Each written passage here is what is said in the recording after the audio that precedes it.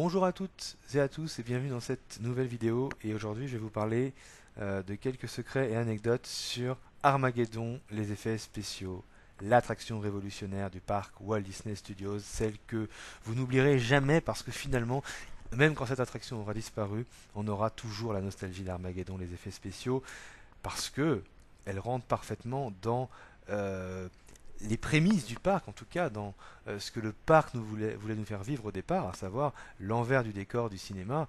Et si on s'intéresse un minimum à ça, et bien finalement Armageddon est une très bonne attraction. Bon, évidemment aujourd'hui elle n'attire plus les foules, et pour cause, c'est une attraction qui a énormément vieilli, qui n'a jamais été actualisée, et le film en lui-même n'est plus forcément très connu ou au goût du jour.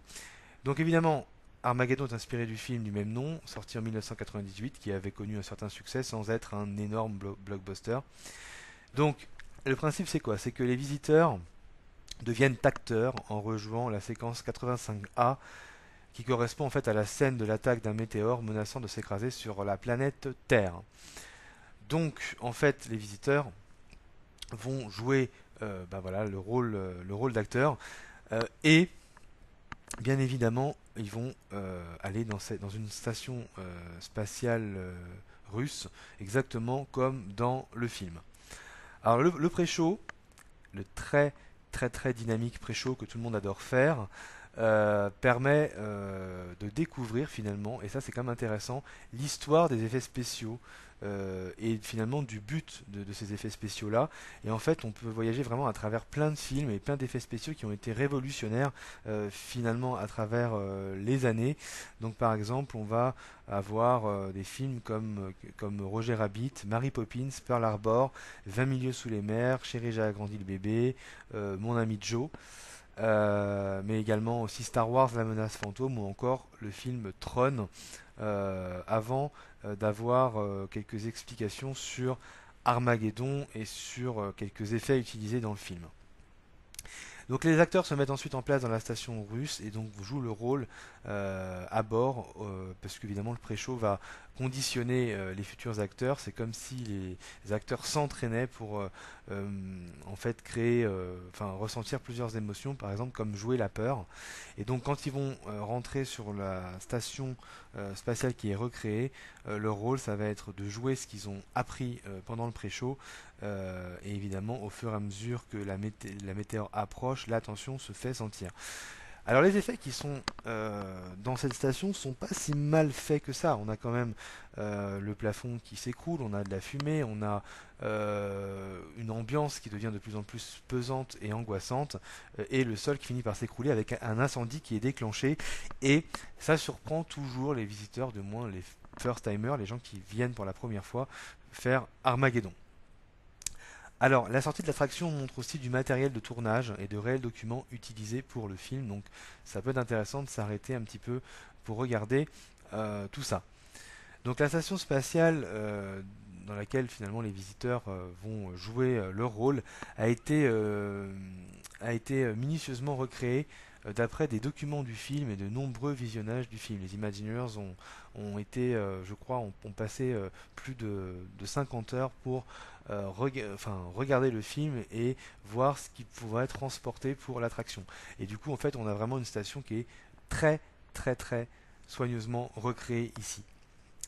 Alors la salle de pré-show, elle montre aussi des croquis, des dessins de la station, des maquettes ayant servi réellement pour le film, notamment des maquettes, encore une fois, de la station spatiale.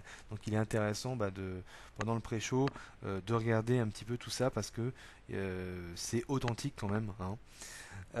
Et puis il y a un gros scarabée à 12 roues qui est visible bien sûr à l'entrée de l'attraction et qui est figuré dans le film.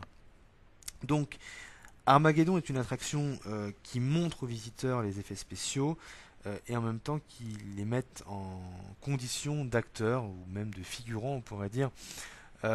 Et c'est une attraction qui rentrait tout à fait pleinement dans les Walt Disney Studios initiales, dans le but initial du parc, à savoir d'être acteur et de découvrir la magie et l'envers du cinéma.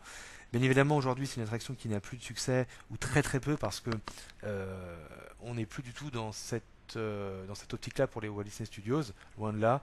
Et puis évidemment, avec tout ce qui est arrivé en termes de making-of, d'abord avec les DVD, puis avec tout ce qu'on a aujourd'hui, Internet, les informations qu'on peut avoir, etc. C'est plus du tout quelque chose qui donne envie aux visiteurs, à tel point que même dans les attractions Universal, ce genre d'attractions soit ont disparu ou soit vont disparaître parce que donc Universal Studios, hein, je parle d'Universal, qui est quand même les parcs les plus proches possibles basés sur le monde du cinéma. Ben voilà, même ce genre d'attractions ont disparu parce qu'aujourd'hui, ce qui intéresse les visiteurs, c'est de se plonger dans les films et non plus de voir l'envers du décor ou de faire des acteurs ou des figurants. Donc voilà un petit peu pour cette attraction. Armageddon, les effets spéciaux. Profitez de cette attraction, bien évidemment, avant qu'elle ne disparaisse. Refaites-la encore au moins une fois et souvenez-vous d'elle comme étant peut-être soit l'une des pires attractions du parc Walt Disney Studios, ou soit comme finalement l'une des plus emblématiques aussi, on peut dire, notamment dans le concept de base du parc. Voilà, on se retrouve dans une prochaine vidéo. Si vous avez aimé ma vidéo en tout cas en l'occurrence, n'hésitez pas à liker et à vous abonner. Et on se retrouve très prochainement. Salut, salut!